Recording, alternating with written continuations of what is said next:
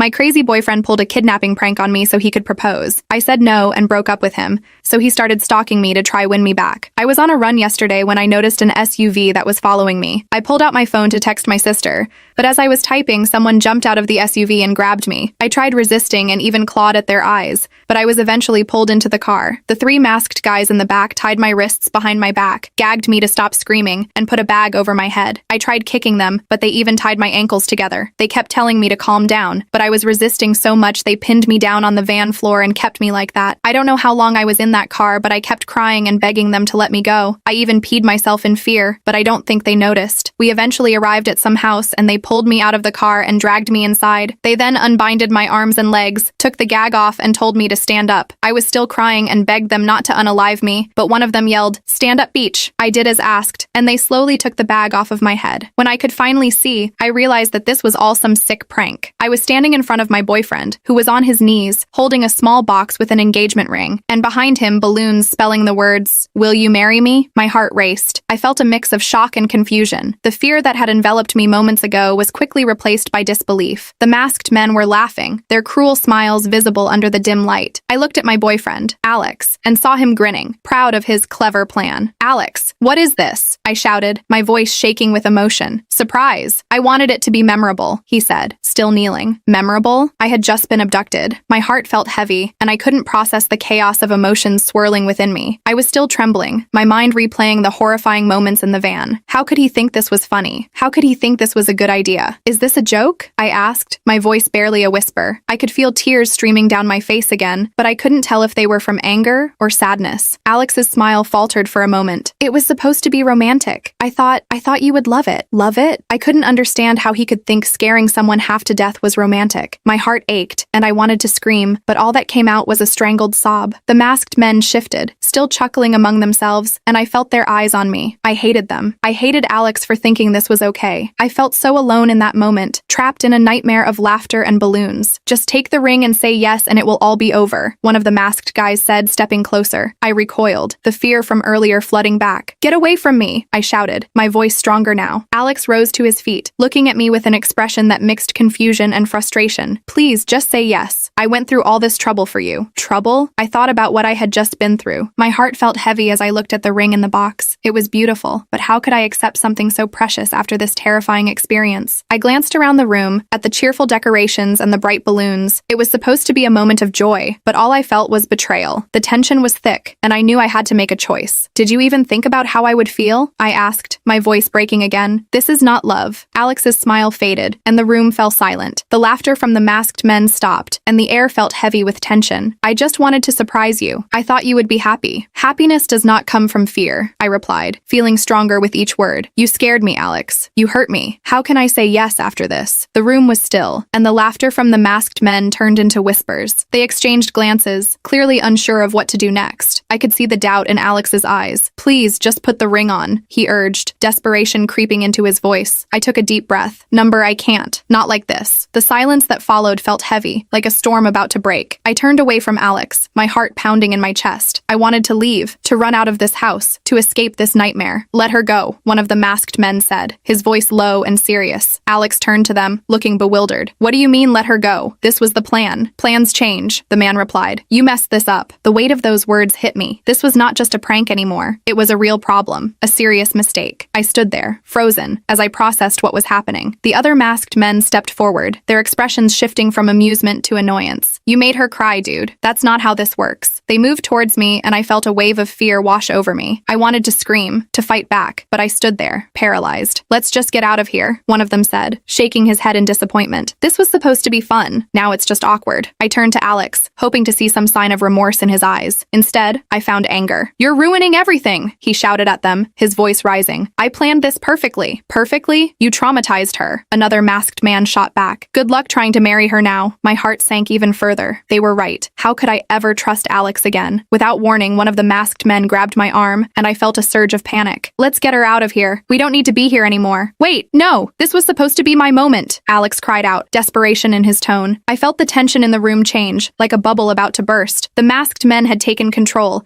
and I was caught in the middle of their argument. Stop! I want to leave, I shouted, feeling a rush of determination. Just hold on, okay? The man said, looking at me with a hint of understanding. We'll get you out of here. As they pulled me towards the door, I glanced back at Alex. He looked defeated, his shoulders slumping as he realized what he had done. I felt a mix of anger and sadness, but I knew I had to get out. I had to escape this twisted moment. The door swung open, and I stumbled outside into the cool night air. It felt refreshing against my tear-stained face. The stars twinkled above me, and I took a deep breath, trying to calm the chaos inside me. Where are you taking me? I asked, my voice shaking. Just to safety, one of the masked men replied. We didn't want it to go this far. Part 6. A New Beginning. As we walked away from the house, I felt the fear slowly ebbing away, replaced by a sense of clarity. I had been through a horrifying experience, but I was still standing. I was still strong. When we reached a nearby park, the men stopped. They looked at me, and I could see the remorse in their eyes. We didn't mean for it to go this far. We thought it would be fun. We never wanted to hurt you, one of them said. I took a step back, still feeling the adrenaline coursing through my veins. You think this is fun? I asked, anger rising within me. You terrified me. This was not a game. I know, he replied, his voice earnest. We messed up, and I'm sorry. I hope you can forgive us one day. I shook my head, trying to process everything. The world felt surreal. I can't forgive you. Not now. I understand, he said. But please know that we didn't want to hurt you. We just wanted to create a memorable moment for your boyfriend. I turned away, staring at the ground. You ruined everything. They stood there, silent, realizing the weight of their actions. I took a deep breath, trying to calm myself. I just want to go home, I said softly. Part 7. Facing the truth. The men nodded, stepping back to give me space. We'll call you a ride, one of them said, pulling out his phone. I watched them, feeling the last remnants of fear fade away. They might have thought they were being funny, but I now understood how important it was to protect myself. As I waited, I reflected on what had just happened. Alex was not the person I thought he was. He had betrayed my trust in the worst way possible. I didn't know how to face him again, or if I ever wanted to. When my ride finally arrived, I climbed into the car and felt the weight of the world lift off my shoulders. I looked back at the men, who stood watching me, regret etched on their faces. I couldn't shake off the anger I felt toward them, but I knew I had to let it go. As the car drove away, I turned my gaze to the window, watching the world pass by. I thought about my life before this night. I thought about my friends, my family, and my future. I knew I had to find my strength again, and I would. When I got home, I sat on my bed, still feeling the shock of what had happened. My phone buzzed with messages from Alex. I ignored them, focusing instead on the pain in my chest. I felt so betrayed. I remembered how excited I had been to plan our future together. Now, everything felt tainted. How could I ever look at him the same way again? The next morning, I woke up feeling a little stronger. I decided to take a walk to clear my head. As I strolled through the neighborhood,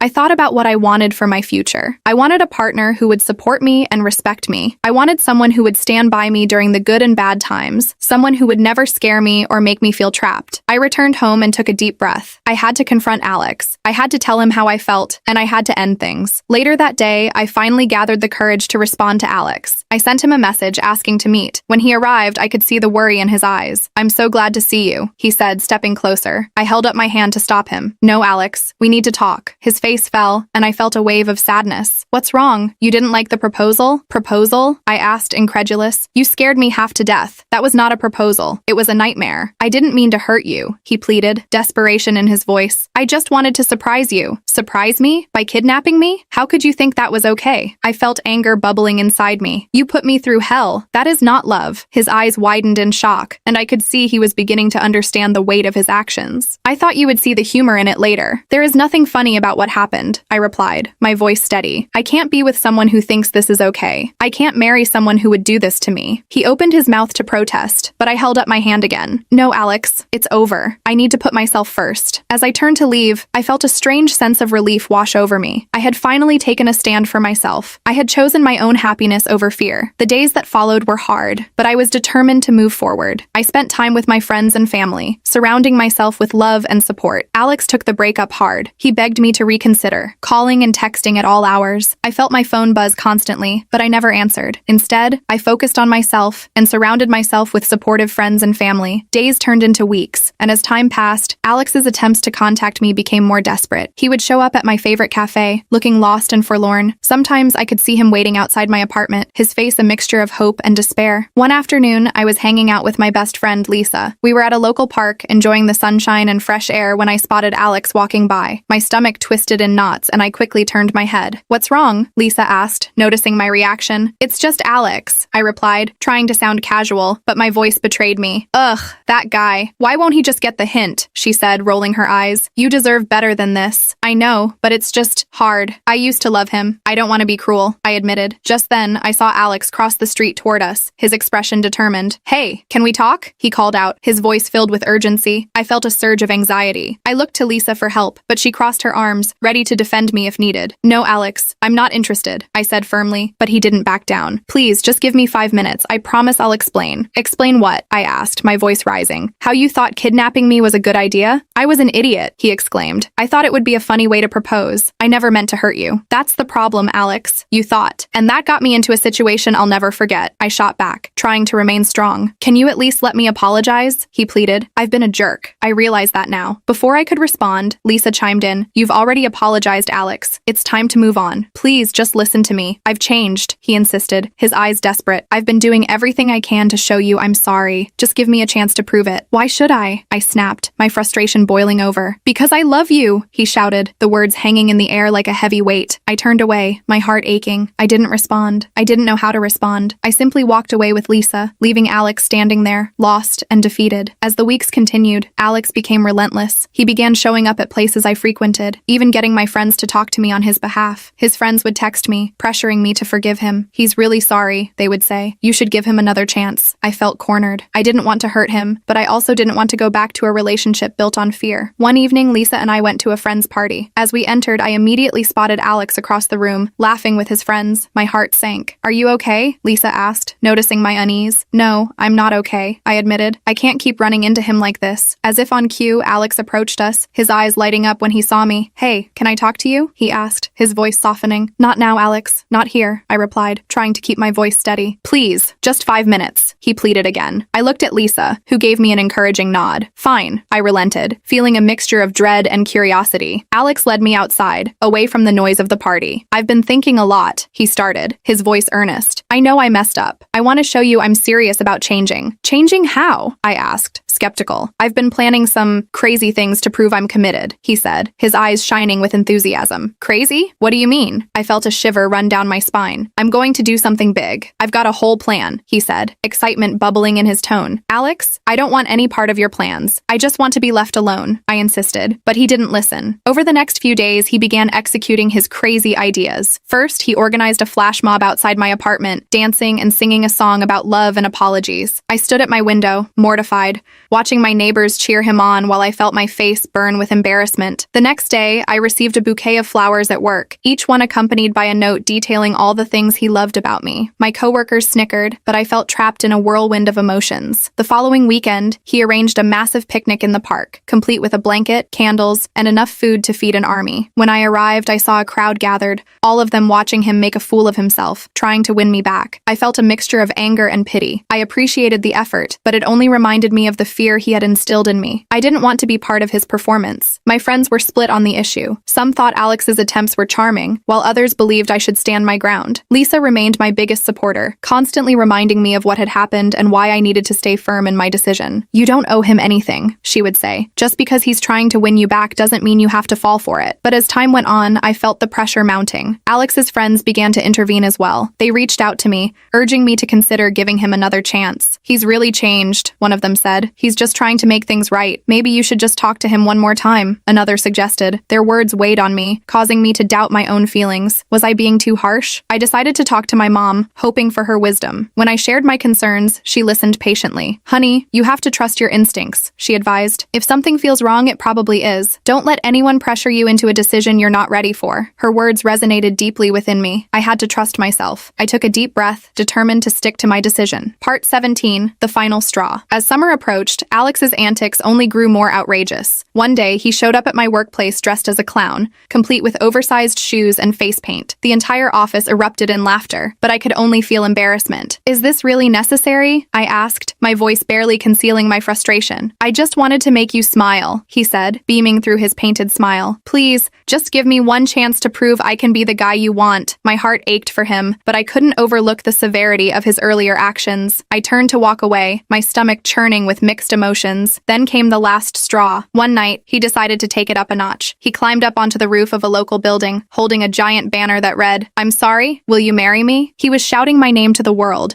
drawing attention from passers-by and local news stations. I stood there, my heart racing, watching the chaos unfold. My phone rang non-stop with notifications from friends and family who had seen the stunt. This was too much. much. I couldn't take it anymore. I grabbed my things and rushed outside, my heart pounding with anger. When I reached the building, I saw Alex perched on the edge of the roof, his face beaming with excitement. "Look, I did it. I'm serious about you," he shouted. "Alex, get down from there," I yelled, panic rising in my chest. "Just say yes. That's all I need to hear," he shouted back, ignoring my plea. "Do you even hear yourself?" I shouted, my voice rising. "You're acting like a child. This isn't how love works." He paused, the smile fading from his face. "What do you mean? I'm not going to say yes just because you put on a show. You need to understand how serious this is." "I know, but I'm trying to show you I'm serious," he replied, his voice trembling. "You think this is love? This is a nightmare," I cried, feeling tears well up. "You've scared me. You've embarrassed me. You're not making me feel loved. You're pushing me away." The crowd below began to murmur, and I could see the confusion on their faces. Alex looked down, realizing how ridiculous he must seem. "I just want you back," he said softly, vulnerability washing over him. "I can't trust you," I admitted, my voice breaking. "Not after everything. Not after what you did." Alex's expression shifted, and for the first time I saw true understanding in his eyes. "I didn't mean to hurt you. I thought I could make you see how much I love you. You're not showing love, Alex. You're trying to control me," I said, my heart heavy with the truth. He hung his head, the weight of my words settling between us. "I don't know how to fix this," he whispered. "Maybe you should start by listening to what I need," I replied, my voice steady despite the storm of emotions within me. Alex slowly climbed down from the roof, looking defeated. The crowd dispersed, their excitement fading as reality set in. I felt a sense of finality as he stood in front of me, his shoulders slumped. "I'm sorry for everything," he said quietly. "I thought if I did these big things, it would show you how much I care. I never wanted to hurt you. I know you didn't, but love isn't about grand gestures. It's about respect and trust," I replied. As he looked into my eyes, I could see a flicker of hope. "What can I do to earn that back?" I took a deep breath, weighing my words carefully. "It's not just about you. I need to heal. I need to figure out what I want. Right now, I want to be alone." He nodded slowly, a shadow of regret crossing his face. "I understand. I'll give you space." The next few months were a journey of rediscovery for me. I focused on myself, taking long runs and exploring new hobbies. I started a journal to express my feelings, pouring my heart out onto the pages. Each entry was a step toward healing. I also sought therapy, hoping to work through the trauma Alex had caused. It was a safe space for me to explore my emotions,